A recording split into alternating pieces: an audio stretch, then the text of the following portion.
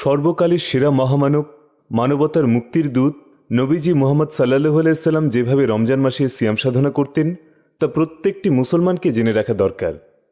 কিভাবে হুজুর সাল্লাল্লাহু আলাইহি সাল্লাম রোজা পালন করেছেন, আর আজ আমরা আমাদের প্রিয় নবী মুহাম্মদ সাল্লাল্লাহু আলাইহি সাল্লাম যেভাবে রমজানে রোজা পালন, ইফতার, সাহরি, তাহাজ্জুদ নামাজ, কোরআন তিলাওয়াত ও দানশীলতা এবং তিনি যেভাবে ইতেকাফ করতেন তা আমরা কোরআন ও হাদিসের আলোকে আলোচনা করার চেষ্টা করব ইনশাল্লাহ।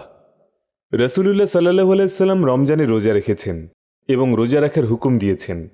এই প্রসঙ্গে আল্লাহ তাআলা পবিত্র কোরআনে বলেন, হে ঈমানদারগণ, তোমাদের ওপর রোজা ফরজ করা হয়েছে যেরূপ ফরজ করা হয়েছিল তোমাদের পূর্ববর্তী লোকেদের ওপর, যেন তোমরা তাকওয়া অর্জন করতে পারো।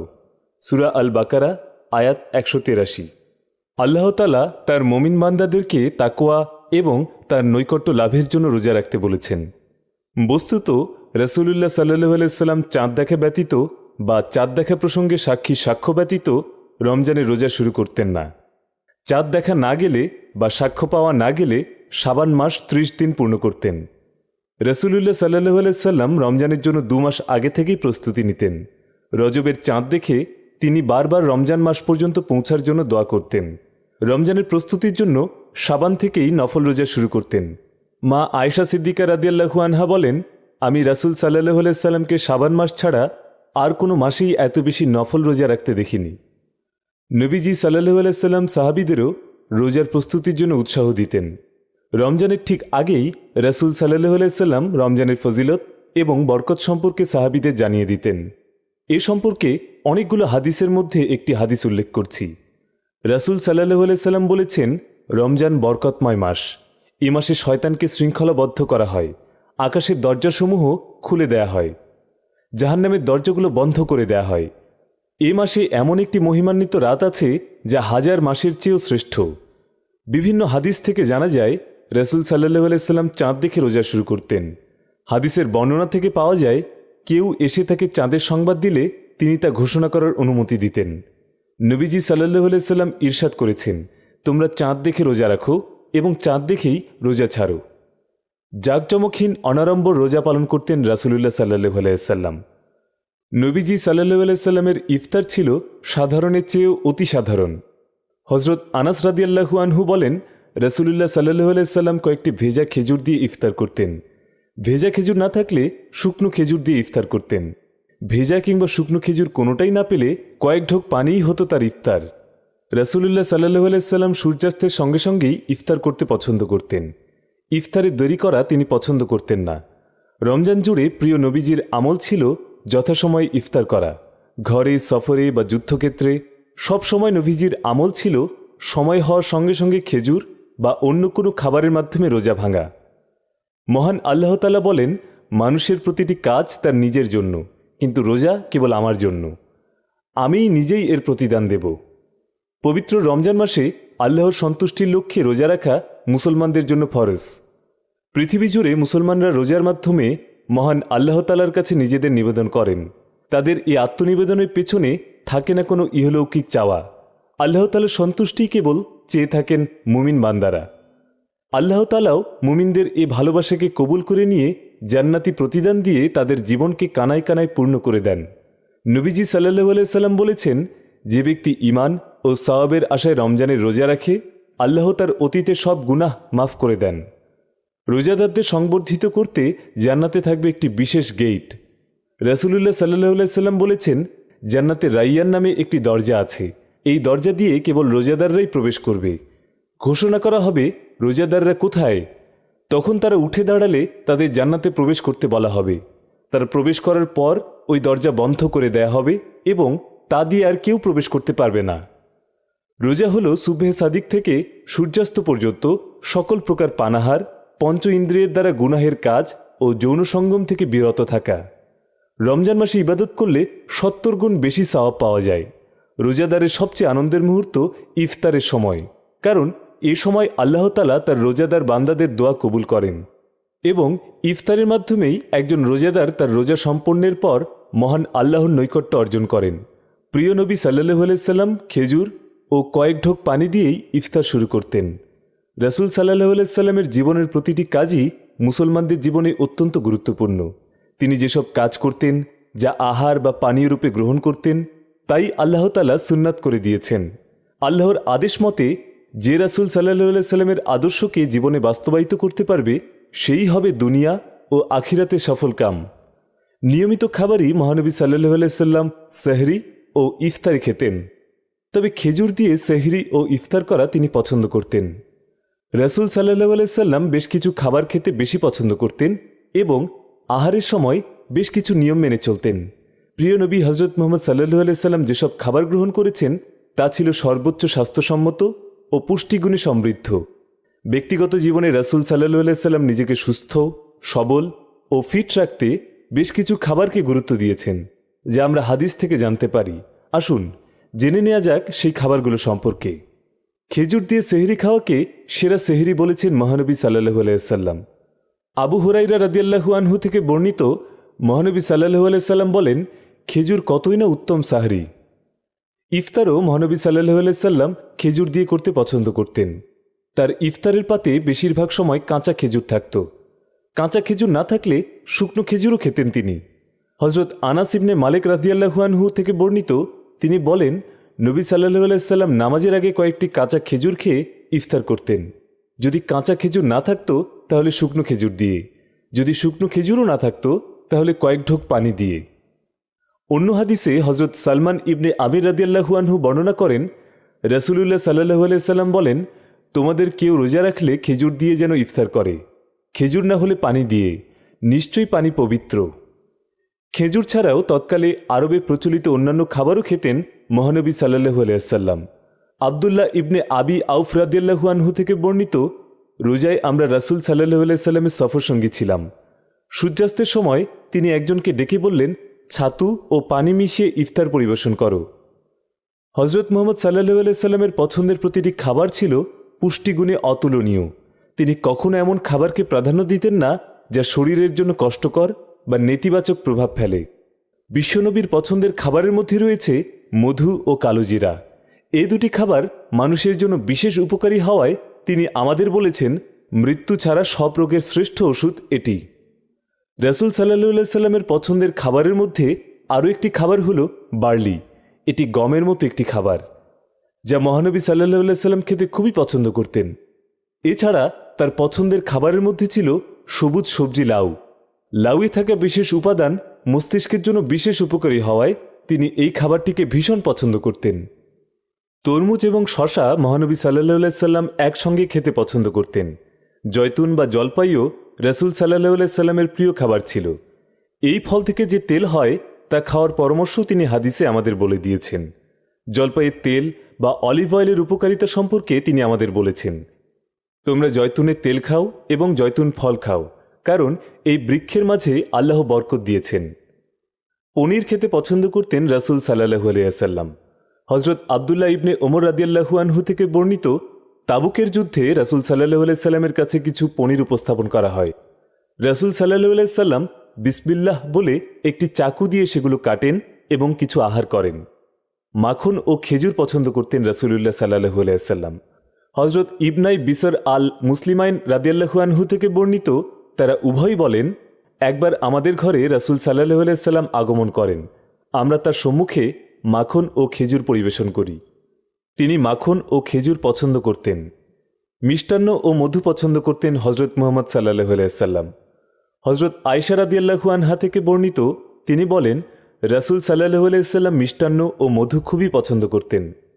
বুখারী শরীফের আরেকটি হাদিসে রাসূল সাল্লাল্লাহু আলাইহি সাল্লাম বলেছেন, মধু হল উত্তম ওষুধ। ঘি মাখা রুটি খেতেন রাসূল সাল্লাল্লাহু আলাইহি সাল্লাম। হজরত আবদুল্লাহ ইবনে ওমর রাদিয়াল্লাহু আনহু থেকে বর্ণিত, রাসূল সাল্লাল্লাহু আলাইহি সাল্লাম একদিন বললেন, যদি আমাদের কাছে বাদামি গমের তৈরি ও ঘিয়ে সিক্ত সাদা রুটি থাকত তাহলে সেগুলো আহার করতাম। আনসারি এক সাহাবী এই কথা শুনে এ ধরনের রুটি নিয়ে আসলেন। দুধ পান করতে পছন্দ করতেন নবীজি সাল্লাল্লাহু আলাইহি সাল্লাম।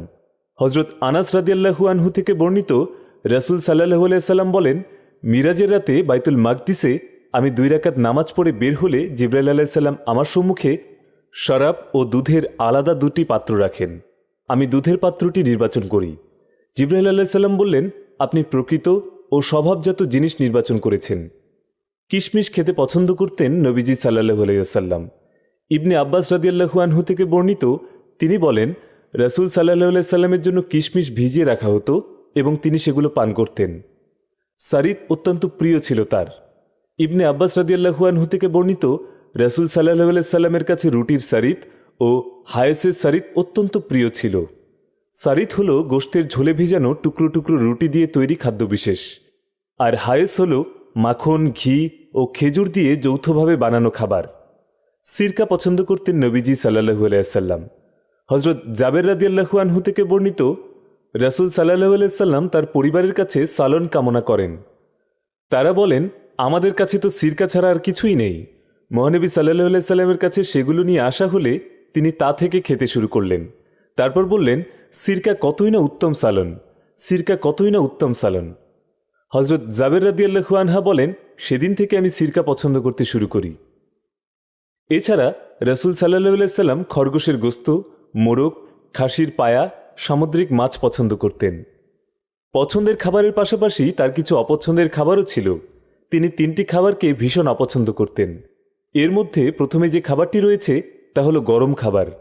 রাসূলুল্লাহ সাল্লাল্লাহু আলাইহি সাল্লাম কখনোই খুব বেশি গরম খাবার খেতে পছন্দ করতেন না, কারণ অতিরিক্ত গরম খাবার আমাদের শরীরে নেতিবাচক প্রভাব ফেলে, যা তিনি সেই সময় অনুধাবন করতে পেরেছিলেন। বাসি খাবারও নবীজি সাল্লাল্লাহু আলাইহি সাল্লামের অপছন্দের খাবার ছিল, কারণ বাসি খাবার খেলে শরীরে নানা রোগ জীবাণু প্রবেশ করার সুযোগ পায়। তাই তিনি সবসময় এই খাবার গ্রহণ করা থেকে বিরত থাকতেন। সুস্থ থাকতে নবীজি সাল্লাল্লাহু আলাইহি সাল্লাম কখনো দুর্গন্ধযুক্ত খাবার খেতেন না। রাসূল সাল্লাল্লাহু আলাইহি সাল্লামের সাহরি ছিল খুবই সাধারণ। তিনি দেরি করে একেবারে শেষ সময়ে সাহরি খেতেন। সাহরিতে তিনি দুধ ও খেজুর পছন্দ করতেন। সেহরির সময়ে তিনি কঠোরতা পছন্দ করতেন না। অন্যান্য সময়ের চেয়ে রমজানে রাসূল সাল্লাল্লাহু আলাইহি সাল্লামের ইবাদতের পরিমাণ বেড়ে যেত। বুখারীর বর্ণনা অনুযায়ী তিনি দুহাতে আল্লাহর রাস্তায় দান করতেন। রমজানে রাসূল সাল্লাল্লাহু আলাইহি সাল্লাম জিবরাইল আলাইহিস সালামকে কোরআন শোনাতেন। আবার জিবরাইল আলাইহিস সালাম হযরত মুহাম্মদ সাল্লাল্লাহু আলাইহি সাল্লামকে কোরআন শোনাতেন। রমজানের রাতে তিনি খুব কম সময় বিশ্রাম নিয়ে বাকি সময় নফল নামাজে কাটিয়ে দিতেন। সাদাসিধে ও সরল জীবনে অভ্যস্ত ছিলেন হযরত রাসূলুল্লাহ সাল্লাল্লাহু আলাইহি ওয়াসাল্লাম। জীবনে সবকিছুতেই তিনি ছিলেন অনাড়ম্বর। সীমাহীন প্রাচুর্যের হাতছানি উপেক্ষা করে তিনি বেছে নিয়েছিলেন সাধারণ জীবন। পছন্দ করতেন সমাজের বিত্ত বৈভবহীন মানুষদের। খাবারের ব্যাপারও ছিল এই সারল্যের ছাপ। সাধারণ খাবারেই ছিলেন তিনি সন্তুষ্ট। হযরত আয়েশা রাদিয়াল্লাহু আনহা বলেন, মৃত্যুর পূর্ব পর্যন্ত মুহাম্মদ সাল্লাল্লাহু আলাইহি সাল্লামের পরিবার কখনো পরপর 2 দিন গমের রুটিতে তৃপ্ত হননি। অথচ এই ব্যাপারে হযরত রাসূলুল্লাহ সাল্লাল্লাহু আলাইহি সাল্লামের কোনো অভিযোগ ছিল না। হযরত রাসূলুল্লাহ সাল্লাল্লাহু আলাইহি সাল্লামের খাবার গ্রহণের এ সারল্য ও অল্প তুষ্টি বজায় থাকত রমজানের সাহরির সময়েও। তিনি সাধারণ খাবার দিয়ে সাহরি করতেন। ঘরে যখন যা থাকত তাই দিয়েই তিনি সাহরি করতেন। তবে নবী জীবনীকারদের বিবরণ অনুযায়ী হযরত রাসূলুল্লাহ সাল্লাল্লাহু আলাইহি সাল্লামের খাদ্য তালিকায় সাধারণত গোশত, রুটি, জৈতুন, খেজুর, দুধ ও মধু থাকত। তৎকালীন সমাজের এই খাদ্য তালিকা থেকে যা সহজসাধ্য হতো হযরত সাল্লাল্লাহু আলাইহি সাল্লাম তাই খেতেন সাহরিতে। সাহরির খাবার হিসাবে রাসূল সাল্লাল্লাহু আলাইহি সাল্লামের বিশেষ কোনো পছন্দের কথা জানা যায় না। তবে হ্যাঁ, তিনি অন্য সব সময়ের মতো সাহরিতেও খেজুর পছন্দ করতেন। হযরত আবু হুরাইরা রাদিয়াল্লাহু আনহু থেকে বর্ণিত, উত্তম সাহরি খেজুর এবং উত্তম তরকারি সিরকা। অন্য হাদিসে হযরত রাসূল করিম সাল্লাল্লাহু আলাইহি সাল্লাম সাহরির সঙ্গে সারিদের উল্লেখ করেছেন। হযরত আবু হুরাইরা রাদিয়াল্লাহু আনহু থেকে বর্ণিত, তিনি বলেন, হযরত রাসূলুল্লাহ সাল্লাল্লাহু আলাইহি সাল্লাম বলেছেন, সাহরি বরকতময়, সারিদ বরকতময়, জামাতে নামাজ আদায় করা বরকতময়। সাহরির খাবার যাই হোক না কেন, নবী করিম সাল্লাল্লাহু আলাইহি সাল্লাম নিয়মিত সাহরি গ্রহণ করতেন এবং সাহাবীদেরও সাহরি গ্রহণের পরামর্শ দিতেন। হযরত আনাস রাদিয়াল্লাহু আনহু থেকে বর্ণিত, তিনি বলেন, হযরত রাসূলুল্লাহ সাল্লাল্লাহু আলাইহি সাল্লাম বলেছেন, তোমরা সাহরি গ্রহণ করো, কেননা সাহরিতে বরকত রয়েছে। হযরত রাসূলুল্লাহ সাল্লাল্লাহু আলাইহি সাল্লাম খাবারের মান ও পরিমাণের দিকে না তাকিয়ে সাহরি গ্রহণের নির্দেশ দিয়েছেন এবং সাহরিতে উম্মতের জন্য বরকতের দোয়া করেছেন। হযরত আবু উমামা রাদিয়াল্লাহু আনহু থেকে বর্ণিত, নবী করিম সাল্লাল্লাহু আলাইহি সাল্লাম বলেছেন, হে আল্লাহ, আপনি আমার উম্মতের সাহরিতে বরকত দিন। এরপর তিনি বলেন, তোমরা সেহরি গ্রহণ করো এক ঢোক পানি পান হলেও, একটি খেজুর দিয়ে হলেও, আঙ্গুরের কিছু দানা দিয়ে হলেও, নিশ্চয়ই ফেরেশতাগণ তোমাদের জন্য শান্তির দোয়া করবে। হজরত রসুলুল্লাহ সাল্লাল্লাহু আলাইহি সাল্লাম বিলম্বে সেহরি পছন্দ করতেন। তিনি আজানের আনুমানিক ২০ মিনিট পূর্ব পর্যন্ত সেহরি খেতেন। ইবনে জায়েদ ইবনে সাবেত রাদিয়াল্লাহু আনহু বর্ণনা করেন, আমরা রাসূল সাল্লাল্লাহু আলাইহি সাল্লামের সঙ্গে ইফতার গ্রহণ করি, অতঃপর তিনি নামাজের জন্য দাঁড়ান। আমি বললাম, আজান ও সেহরির মাঝে কতটুকু সময় ব্যবধান ছিল? তিনি বলেন, ৫০ আয়াত তথা ৫০ আয়াত তেলাওয়াত করতে যতটুকু সময়ের প্রয়োজন হয়। হজরত রসুলুল্লাহ সাল্লাল্লাহু আলাইহি সাল্লাম থেকে সেহরির পর বিশেষ কোনো দোয়ার বর্ণনা পাওয়া যেত না। তবে পূর্ণাত্মা বুজুর্গগণ সেহরি ও আজানের মধ্যবর্তী সময়ে আল্লাহর দরবারে প্রার্থনা করতেন, কেননা হাদিসে এ সময় দোয়া কবুলের ঘোষণা এসেছে। হজরত আবু হুরাইরা রাদিয়াল্লাহু আনহু থেকে বর্ণিত, হজরত রসুলুল্লাহ সাল্লাল্লাহু আলাইহি সাল্লাম বলেছেন, আল্লাহ তাআলা প্রতি রাতের তৃতীয়ার্ধে পৃথিবীর আসমানে নেমে আসেন এবং বলেন, যে আমাকে ডাকবে আমি সাড়া দেব, যে আমার কাছে চাইবে আমি তাকে তা দেব, এবং যে আমার কাছে ক্ষমা প্রার্থনা করবে আমি তাকে ক্ষমা করব।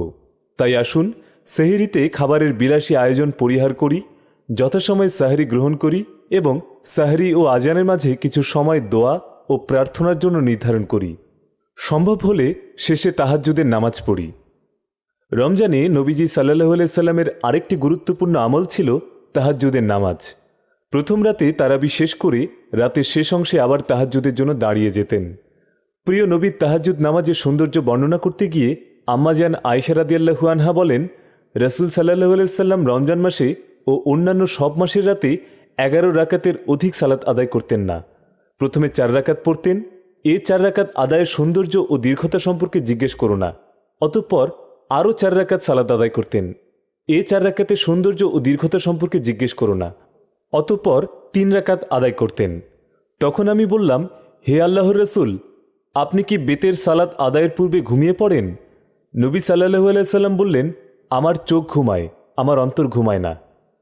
তাহাজ্জুদ শব্দের অর্থ কষ্ট, ক্লেশ, শ্রম, পরিশ্রম। সন্ধ্যারাতে ঘুমিয়ে মধ্যরাতের পর শয্যা ত্যাগ করাকে তাহাজ্জুদ বলা হয়। তাহাজ্জুদ নামাজের সময় রাতের 2/3 অতিবাহিত হওয়ার পর থেকে তথা রাত 2টার পর থেকে ফজরের ওয়াক্ত আরম্ভ হওয়ার আগ পর্যন্ত। সাহারির সময় শেষ হলে তথা ফজরের ওয়াক্ত শুরু হলে তাহাজ্জুদের ওয়াক্ত শেষ হয়। তাই তাহাজ্জুদের আগে ঘুমানো এবং ঘুম থেকে উঠে তাহাজ্জুদ পড়া উত্তম। প্রিয় নবীজি সাল্লাল্লাহু আলাইহি সাল্লাম প্রতি রাতেই তাহাজ্জুদের নামাজ আদায় করতেন, তাই এটি সুন্নাত, অতিরিক্ত হিসেবে নফল। নবীজি সাল্লাল্লাহু আলাইহি সাল্লামের জন্য এটি অতিরিক্ত দায়িত্ব ছিল। 5 ওয়াক্ত নির্ধারিত নফলের মধ্যে তাহাজ্জুদ সর্বোৎকৃষ্ট আমল। হজরত আলী রাদিয়াল্লাহু আনহু বলেছেন, যারা রাত জেগে তাহাজ্জুদ পড়েছেন তারাই আধ্যাত্মিক জগতে আল্লাহর নৈকট্য লাভে উচ্চারোহণ করেছেন। তাহাজ্জুদ হল মোক্ষ লাভের মোক্ষ মাধ্যম। রাসূলুল্লাহ সাল্লাল্লাহু আলাইহি সাল্লাম বলেছেন, ফরজ নামাজগুলোর পর উত্তম নামাজ হল তাহাজ্জুদ। কুরআনুল কারিমে মহান আল্লাহ তাআলা বলেছেন, হে কম্বলাকৃত, রাতে দণ্ডায়মান হও কিছু অংশ বাদ দিয়ে, অর্ধরাত্রি অথবা অপেক্ষা কিছু কম অথবা অপেক্ষা কিছু বেশি, এবং কোরআন তিলাওয়াত করো সুবিন্যস্তভাবে ও স্পষ্টভাবে। আমি তোমার প্রতি অবতীর্ণ করেছি গুরুত্বপূর্ণ বাণী। নিশ্চয়ই ইবাদতের জন্য রাত্রিতে ওঠা প্রবৃত্তি দমনে সহায়ক এবং স্পষ্ট উচ্চারণের অনুকূল। নিশ্চয়ই দিবাভাগে রয়েছে তোমার জন্য দীর্ঘ কর্মব্যস্ততা। তুমি নিজ পালনকর্তার নাম স্মরণ করো এবং একাগ্র চিত্তে তাতে নিমগ্ন হও। আল্লাহ তাআলা আরও বলেন, হে বস্তাবৃত, ওঠো, সতর্ক করো, আপন পালনকর্তার মহত্ব ঘোষণা করো, স্বীয় পোশাক পবিত্র করো এবং অপবিত্রতা থেকে দূরে থাকো। অন্যকে কিছু দান করে অধিক প্রতিদান আশা করবে না, আর তোমার পালনকর্তার উদ্দেশ্যে ধৈর্য ধারণ করো। উম্মুল মুমিনিন আয়েশা সিদ্দিকা রাদিয়াল্লাহু আনহা ও উম্মে সালমাহ রাদিয়াল্লাহু আনহা বর্ণনা করেছেন, রাসূলুল্লাহ সাল্লাল্লাহু আলাইহি সাল্লাম 3টি আমল কখনো পরিত্যাগ করেননি। তাহাজ্জুদ নামাজ, প্রতি চান্দ্র মাসের 13, 14 ও 15 তারিখ আইয়ামে বীজের রোজা পালন ও রমজানের শেষ দশক ইতিকাফ। রমজান মাসে ফরজ রোজা পালনের নিমিত্তে সাহারি খাওয়ার সুন্নত আদায়ের জন্য উঠতে হয় এবং সাহারির সময়ই হল তাহাজ্জুদের সময়। সুতরাং রমজানের তাহাজ্জুদ আদায় করা খুবই সহজ। তাহাজ্জুদ 2 রাকাত করে 8 রাকাত, 12 রাকাত বা আরও কম বা আরও বেশি পড়া যায়। রমজানে নফলের সওয়াব ফরজের সমান। ফরজের সওয়াব 70 গুণ। তাই রমজানে তাহাজ্জুদের সহজ ও সুবর্ণ সুযোগ কাজে লাগানোই বুদ্ধিমানের কাজ। আমাদের উচিত নিজে অধিক ইবাদত করার পাশাপাশি আপনজন ও নিকট স্বজনদের ভালোবাসা ও আন্তরিকতার মাধ্যমে ইবাদতে সামিল করার চেষ্টা করা। রাসূল করিম সাল্লাল্লাহু আলাইহি সাল্লাম বলেন, আল্লাহ তাআলা সেই স্বামীর প্রতি রহম করেন যে নিজে রাতে উঠে তাহাজ্জুদ পড়ে এবং তার স্ত্রীকে জাগায়। যদি সে উঠতে অস্বীকার করে তবে তার মুখমণ্ডলে পানি ছিটিয়ে দেয়। আল্লাহ তাআলা সেই স্ত্রীর প্রতি রহম করেছেন যে নিজে রাতে উঠে তাহাজ্জুদ পড়ে এবং তার স্বামীকে জাগায়। যদি সে উঠতে অস্বীকার করে তবে তার মুখমণ্ডলে পানি ছিটিয়ে দেয়। নফল নামাজে রুকু সিজদাসহ প্রতিটি রুকন বা পর্ব দীর্ঘ করা সুন্নাত। এজন্য রুকু ও সিজদায় তাসবিহ অনেকবার পড়া যায় এবং অন্যান্য অবস্থানেও বেশি পরিমাণে বিভিন্ন দোয়া যা কোরআন সুন্নাহতে রয়েছে তা পাঠ করা যায়। নামাজ দীর্ঘ করার জন্য দীর্ঘ কিরাত পাঠ করা বিধেয়। দীর্ঘ কিরাত মুখস্থ না থাকলে একই রাকাতে একই সূরায় বারবার এবং বিভিন্ন সূরা ও বিভিন্ন আয়াতও একই রাকাতে পড়া যায়। এই অবস্থায় বিভিন্ন রাকাত বা প্রতি রাকাতে একই সূরা কিরাত পড়তেও বাধা নেই। সুন্নত ও নফল নামাজে কিরাতে তিলাওয়াতের ধারাবাহিকতা বজায় রাখাও জরুরি নয়। রমজান মাস এলেই নবীজি সাল্লাল্লাহু আলাইহি সাল্লাম কোরআন তিলাওয়াত ও সদকা এ দুটি আমলের উপর খুব বেশি গুরুত্ব দিতেন এবং সাহাবায়ে কেরামদের উপরও এর তাগিদ দিতেন। ইবনে আব্বাস রাদিয়াল্লাহু আনহু থেকে বর্ণিত, আল্লাহর রাসূল সাল্লাল্লাহু আলাইহি সাল্লাম ছিলেন সর্বশ্রেষ্ঠ দানশীল। রমজানে তিনি আরও অধিক দানশীল হতেন। হযরত রাসূলুল্লাহ সাল্লাল্লাহু আলাইহি সাল্লাম সব মানুষের চেয়ে অধিক দানশীল ছিলেন। মাহে রমজানে রাসূলুল্লাহ সাল্লাল্লাহু আলাইহি সাল্লামের দানশীলতার চরম শ্রেষ্ঠত্বকে আরব কবিগণ এই মর্মে উল্লেখ করেছেন, তিনি পূবালি হাওয়া আর কল্যাণ বায়ুর চেয়েও বেশি দানশীল। রাসূলুল্লাহ সাল্লাল্লাহু আলাইহি সাল্লামের সিরাত বা কার্যক্রমের সবচেয়ে উল্লেখযোগ্য ও মহত্তম গুণ হল তার দানশীলতা। দানশীলতার দিক থেকে পৃথিবীর কেউ রাসূলুল্লাহ সাল্লাল্লাহু আলাইহি সাল্লামের চেয়ে অগ্রগামী হতে পারবে না, এমনকি তুলনীয় হতে পারবে না, কারণ তিনি তার পুরো জীবন ও সম্পদ মানুষ ও মানবতার কল্যাণে দান করেছেন। ইসলাম ও সিরাতের ইতিহাসে বস্তুনিষ্ঠভাবে রাসূলুল্লাহ সাল্লাল্লাহু আলাইহি সাল্লামের দানশীলতার বিবরণ লিপিবদ্ধ হয়েছে। এমন বহু দৃষ্টান্তও রয়েছে যে কেউ কোনো কিছু প্রার্থনা করলে তিনি না করতেন না, এমনকি তার পরিধেয় কাপড়ও যদি কেউ চাইত, রাসূলুল্লাহ সাল্লাল্লাহু আলাইহি সাল্লাম তাকে তা দিয়ে দিতেন। রাসূলুল্লাহ সাল্লাল্লাহু আলাইহি সাল্লামের দানশীলতার অনেকগুলো চমৎকার বিবরণ হাদিসের প্রায় সকল গ্রন্থেই উল্লেখিত হয়েছে। যখন রমজান মাসের আগমন হতো, রাসূলুল্লাহ সাল্লাল্লাহু আলাইহি সাল্লাম উদারতা ও দানশীলতার মনোভাব নিয়ে রহমত, বরকত, মাগফিরাত ও নাজাতের মাসকে স্বাগত জানাতেন। আনসার ও মুহাজিরদের সুযোগ সুবিধার খোঁজ খবর করতেন। সবাইকে দানশীলতা অবলম্বনের জন্য তাগিদ দিতেন। শুধু নিজেই নয়, রাসূলুল্লাহ সাল্লাল্লাহু আলাইহি সাল্লাম তার প্রিয় উম্মতকেও রমজান মাসে দানশীলতা অবলম্বন করতে উৎসাহিত করেছেন। রমজানে দানশীলতার যে সুযোগ বৃদ্ধি পায়, ইফতার ও সেহরি দিয়ে মানুষকে আপ্যায়নের মাধ্যমে তা গ্রহণ করতেও তিনি বলেছেন।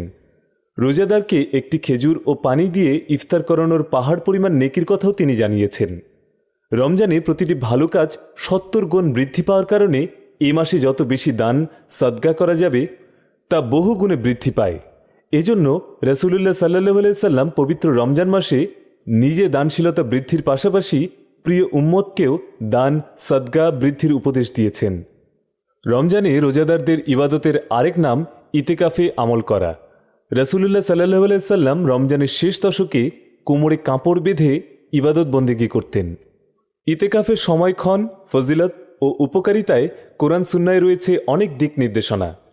ইতিকাফের আবিধানিক অর্থ হল কোনো জিনিসকে আঁকড়ে ধরা এবং তাতে নিজেকে আবদ্ধ রাখা, সে জিনিস ভালো হোক অথবা মন্দ হোক। শরীয়তের পরিভাষায় আল্লাহর নৈকট্য লাভের আশায় বিশেষ ব্যক্তির মসজিদের মধ্যে থেকে নিজেকে আবদ্ধ রেখে সেখানে অবস্থান করা তথা সকল মানুষ ও সংসারের সকল কাজকর্ম থেকে দূরে থাকা এবং সওয়াবের কাজ, নামাজ, জিকির ও কোরআন তেলাওয়াত ইত্যাদি ইবাদতের জন্য একমন হওয়াকে ইতিকাফ বলা হয়। 20 রমজান ইফতারের আগেই মসজিদে অবস্থান গ্রহণ করা মাসনুন ইতিকাফের নিয়ম, যা শেষ হবে শাওয়ালের চাঁদ দেখার আগ পর্যন্ত। হাদিস পাকে এসেছে রাসূলুল্লাহ সাল্লাল্লাহু আলাইহি সাল্লাম রমজানের শেষ 10 দিন ইতিকাফ করতেন। নবীজি জিহাদে অংশগ্রহণ করার কারণে এক রমজানে ইতিকাফ করতে পারেননি, যে কারণে তিনি পরবর্তী বছর 20 দিন ইতিকাফ করে তা পূর্ণ করেছেন। রমজানের রোজা ফরজ হওয়ার পর তিনি কোনো রমজান ইতিকাফ ত্যাগ করেননি। হাদিসে এসেছে নবীজি প্রত্যেক রমজানে 10 দিন ইতিকাফ করতেন, তবে ইন্তেকালের বছর তিনি 20 দিন ইতিকাফ করেছেন। ইতিকাফের ফজিলত ও উপকারিতা অনেক বেশি। যুগে যুগে এই ইতিকাফের প্রচলন ছিল। ইতিকাফ সম্পর্কে আল্লাহ তাআলা কোরআনুল কারিমে হজরত ইব্রাহিম ও হজরত ইসমাইল আলাইহিসসালামকে এভাবে নির্দেশ দিয়েছেন, আর আমি ইব্রাহিম ও ইসমাইল আলাইহিসসালামকে আদেশ করলাম, তোমরা আমার ঘরকে তাওয়াফকারী, ইতিকাফকারী ও রুকু সেজদাকারীদের জন্য পবিত্র রাখো। আল্লাহ তাআলা পবিত্র কোরআনুল কারিমের এ আয়াতে বাইতুল্লাহকে পবিত্র ও পরিচ্ছন্ন রাখার নির্দেশ দিয়েছেন, যাতে মানুষ আল্লাহর নৈকট্য অর্জনে ইতিকাফ করতে পারে।